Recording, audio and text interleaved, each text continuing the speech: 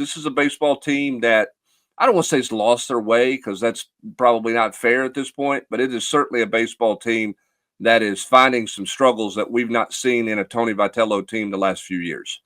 Yeah, I mean, right now the light bulb has went off, and they've not yet to change it. Right? I mean, like offensively, they're struggling. And the one thing that you've always known about Coach Vitello's teams is they can score. They may give up some runs with some errors. They may give up runs, period, but they can score. And right now, they can't score. And when you can't score, you struggle to win. I mean, even in the game that went extras that ended on Sunday, I mean, Tennessee had 13 hits before the extra innings began, only had 4 runs. And, like, they're just struggling to, get things across. They've had, bad mental mistakes with base running, whether it be player led or coach led, with having a kid try to go from first to third and getting thrown out, or second to home.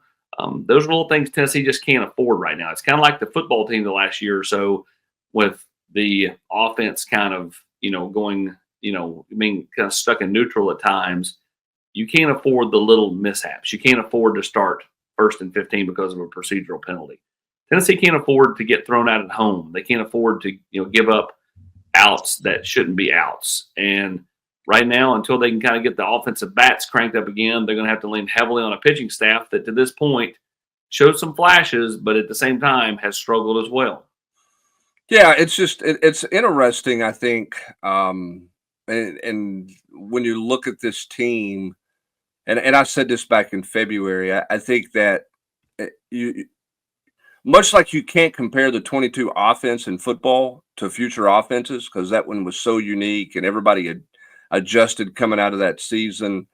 I don't think Tony Vitello or fans should look at it and say, "Hey, this team is like the team." The 26 teams like the 24 team, or the 25 teams like the 24 team. I think the 24 team was a unicorn in the sense that, and I don't want to say Tony Vitello didn't have to work because that's unfair. He and his staff did work, and they pushed a lot of the right buttons in 24, but they didn't have nearly as many buttons as they had to put that they had to push in 24 because of the veterans that you had, because of the drive that people had. I mean, that was a pretty easy team to coach in 24. When you look at Burke and you look at Christian Moore and you look at all those guys that you had that had been so close and were driven by shortcomings. And I think that this team's harder to coach, not because they're bad kids, Rob. It's not that suddenly he's got bad culture in his room or in his clubhouse or whatever.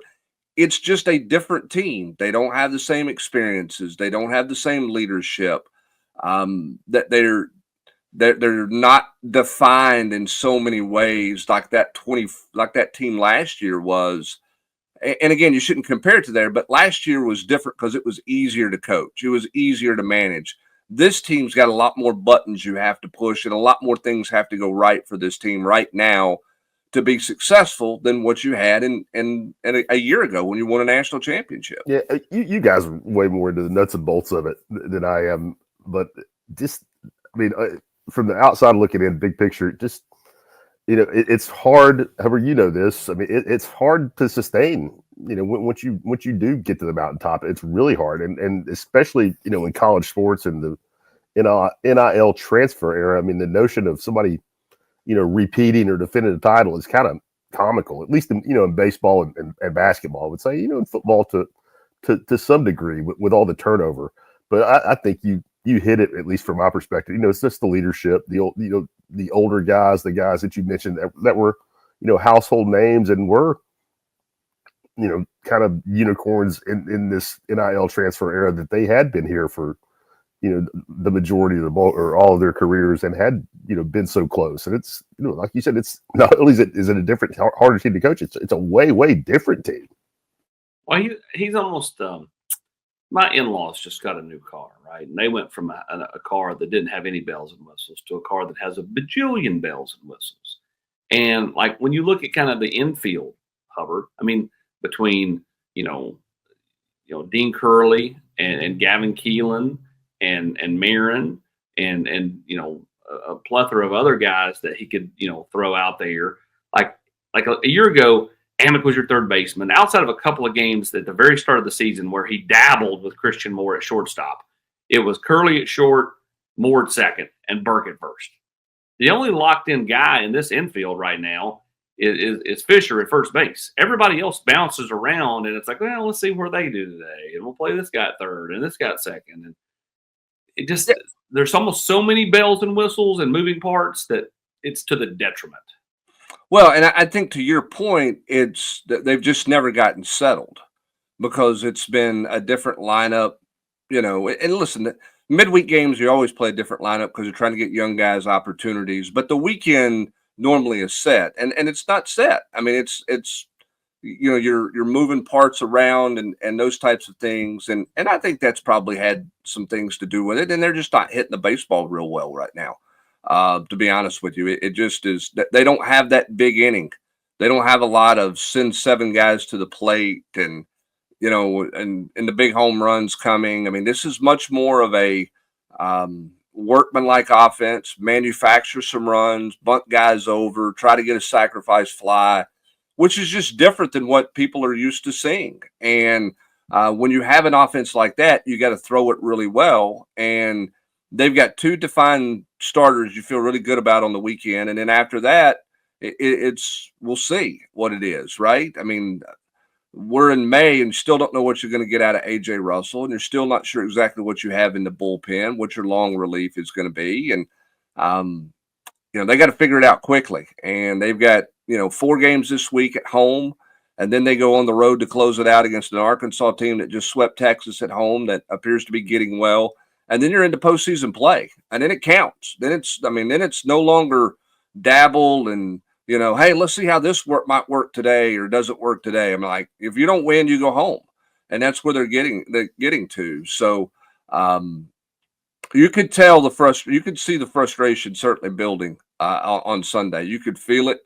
I did not think that umpire crew had a great strike zone all weekend long. So I get the frustration with that, but I think the frustration was more than balls and strikes.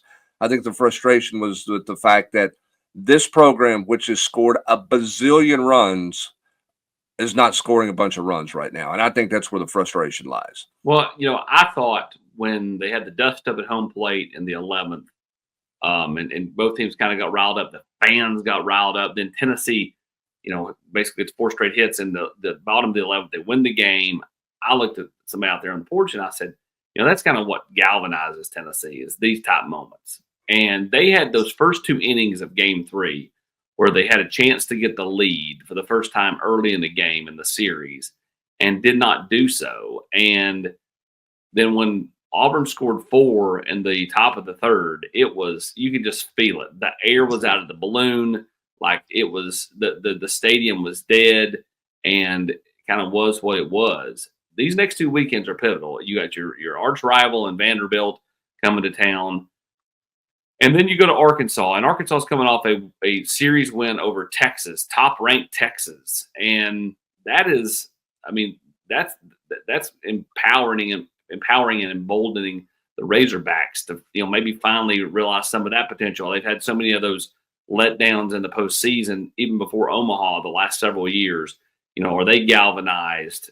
Tennessee could go out there and enter a buzzsaw. So this team better figure it out, and they better figure it out in a hurry, or they're going to go into, Hoover, just a shell of itself. And at that point, man, it's just kind of hard to, build the shell back. Yeah, well, the fact of the matter is they're running out of time to find themselves and to figure things out. And that's the reality of where it is. You've kind of kept waiting for them to do that. And, they've been so dynamite at home the last few years. They just haven't played well at home. You look at it, what is that, 3 straight series loss at home in SEC play when you go back to A&M, Kentucky, and now Auburn. That's just way, way out of characteristic for them. Listen, look, you blew a game in Baton Rouge on Friday night that cost you that series, and that's awful. That was bad. But the fact that you've played so poor, you haven't played very well at home against an A&M team that came to town struggling, against a Kentucky team that's not particularly good, and against an Auburn team that had been really poor on the road. They had not played well on the road. Their schedule had been very beneficial for them because they played a lot of home schedules, but they had not been great on the road. And they come in and take 2 of 3. And that series this weekend was off to an odd start with the Friday night deal with the rain and starting the game for an inning or half inning, and then you cancel it.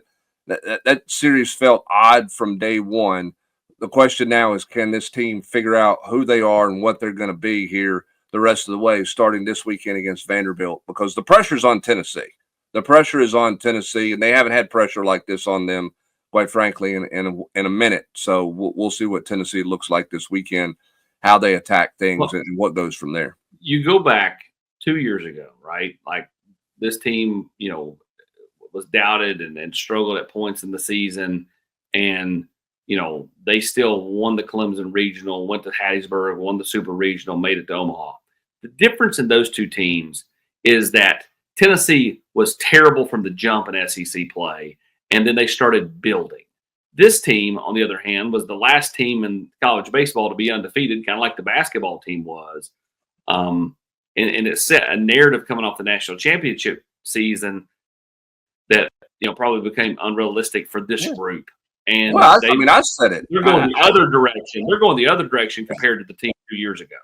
Well, I said it. I mean, you're sitting here rolling into SEC play, and you're like, hey, they're not taking a step back at all. Like you're sitting there, they're going to get AJ Russell back, and then away it's going to go. Their pitching is going to be really sound and really solid, and it just hasn't clicked for them, and it hasn't come together.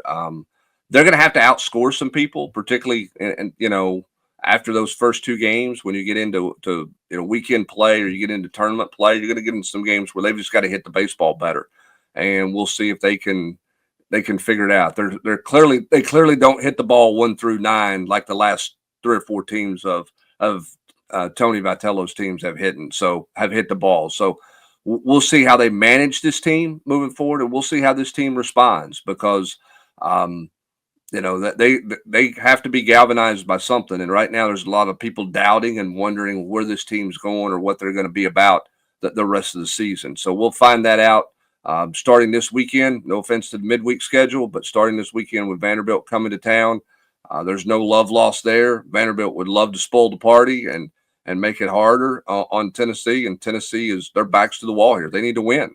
When you're talking about trying to be a postseason seeding and all those things that are potentially on the line here, you got to win. And hopefully the weather cooperates a little bit, and we'll see, what Tennessee does with those. I mean, those are some unusual start times on Friday. Is that right? 5:30. That seems bizarre on a Friday start for that. And then your 5 o'clock Saturday and 3 p.m.